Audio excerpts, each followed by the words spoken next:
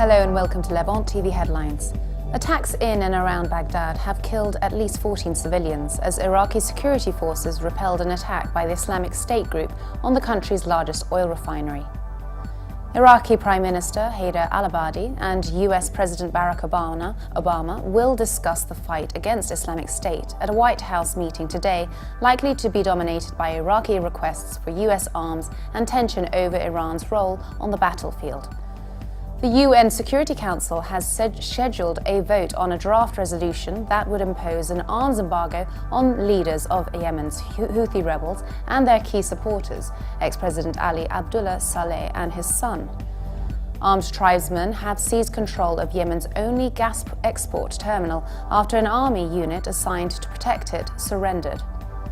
And the United Nations Security Council has pressed Libya's warring factions to urgently form a unity government and threaten sanctions against those behind spiraling violence.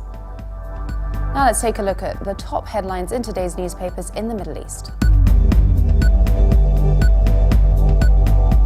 Starting from Lebanon, the Daily Star leads, reporting that a key ISIS militant who accidentally landed in police custody in Baalbek, East Lebanon, is likely to have played a major role in recruiting jihadis for ISIS. The paper also reports that Lebanon's health ministry has issued warnings to 4 pharmacies across Lebanon, warning each of them to stop violating the ministry's policies. The Egypt Independent leads, reporting that Egypt's highest civilian court has upheld a 7-year jail term for an Islamist politician and ex-presidential candidate convicted of falsifying official documents. The paper also reports that the decision recently made to deliver US military aid to Egypt is based on an increasing number of threats Egypt has witnessed during the past few months, including IS threats, according to a statement by US State Department spokesman Mari Harf.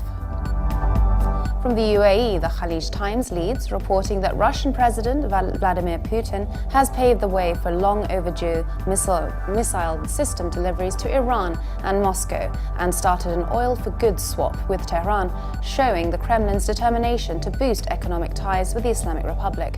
The paper also reports that the security circuit at the Supreme Federal Court has looked into 2 different cases where 2 Emirati youths have been accused of creating online accounts with the intention of rabble-rousing, hatred and disturbing the national unity and social peace. Now let's take a look at the top Middle East headlines from the UK papers. The Guardian leads its Middle East news, reporting that the 21-year-old son of a Labour councillor has been arrested by UK counter-terrorism police at Birmingham Airport after being seized in Turkey with 8 relatives allegedly trying to enter Syria. The group of 9 Britons, who are all from Rochdale, Greater Manchester, including 5 adults and 4 children ranging from a year-old baby to an 11-year-old.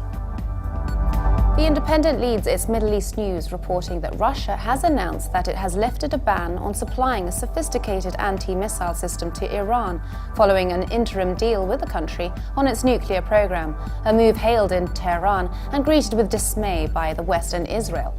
Russian Foreign Minister Sergei Lavrov stated that Iran deserved to receive the shipment after signing the deal and also had a pressing need for a modern air defense system.